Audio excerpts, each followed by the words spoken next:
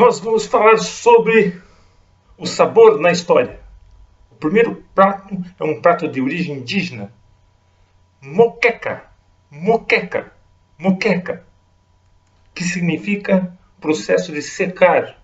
Para conservar o alimento, eles colocavam o alimento numa grelha e secavam e misturavam com farinha de mandioca. Quando os portugueses aqui chegaram, tinha em torno de 3 milhões a 8 milhões de indígenas, que ensinaram uma série de práticas, inclusive de como obter alimentos, ralando a mandioca brava, ralava, porque ela é brava, a mandioca brava, aí, numa prensa, tirava o sumo, que era um veneno perigoso, ácido cianídrico, que faz o cianureto. E aí vai para assar, não é? E aí pode comer. Eles misturavam isso com a carne. A moqueca hoje, como ela leva mais produtos líquidos, como azeite de dendê, leite de coco, ela não é seca como antes. A moqueca foi citada na literatura como José de Alencar, um padre que em 1553 citou a moqueca pela primeira vez, é o Luís Aires. O Silvio Romero, especializado em folclore, também citou e falou coisa muito peculiar, de que a boa moqueca é aquela que leva muito camarão. Além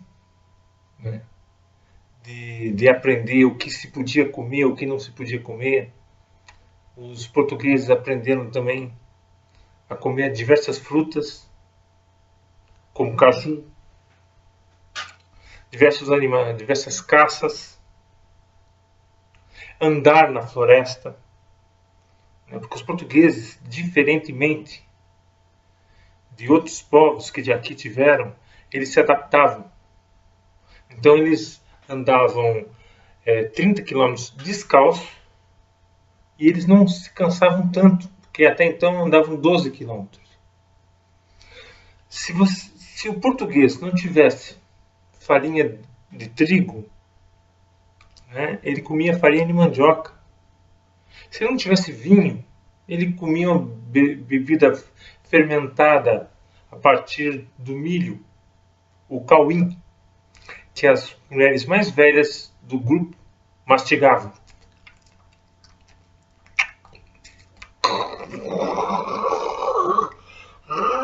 E cuspiam num vasilhame. Daí fechavam hermeticamente e enterravam.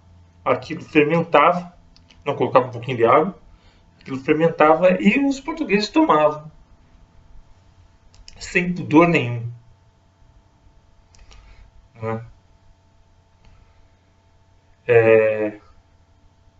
A questão do relacionamento, havia uma troca.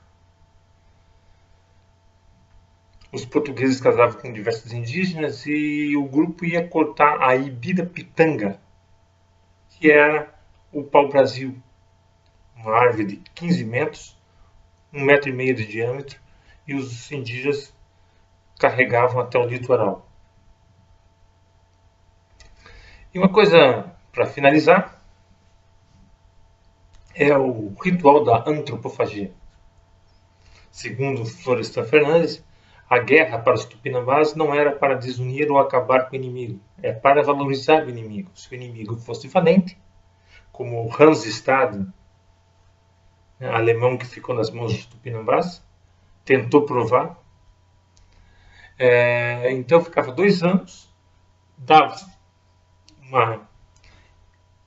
uma esposa, porque ela tinha que cuidar e fazer todos os afazeres para ele. E se ela tivesse filho, tinha execução, amarravam a cintura dele e ficavam puxando para ele ficar com raiva. Então ele ficava com raiva, ficava xingando as pessoas, jogando pedra.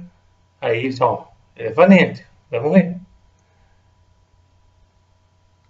Quando eles sacrificavam o guerreiro capturado, se ele tivesse um filho com a índia que cuidou dele, esse filho tinha que ser morto e tinha que ser comido também pela mãe. Mãe, nós vamos passear hoje? Sim, a gente vai brincar de roda. Ah, que legal!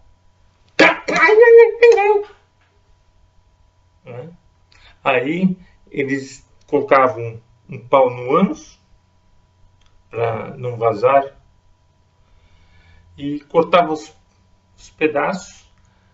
As mulheres ficavam com os piores pedaços, né? Com o braço, antebraço. E os homens ficavam com a bunda, a coxa. É interessante você estudar a história pelo olhar da culinária. Você vai ver que, na verdade, a culinária brasileira se tornou pobre com a chegada dos portugueses. A culinária era muito rica, abóbora, feijão, e pegaram a terra para plantar cana. Então, se mantivesse a dieta indígena, né, aqui tinha resolvido o problema da fome. Um abraço apertado de espírito dobrado. Um abraço apertado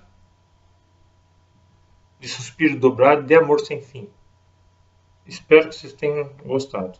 Se não gostaram, eu peço paciência. Também se não tiverem, não é problema.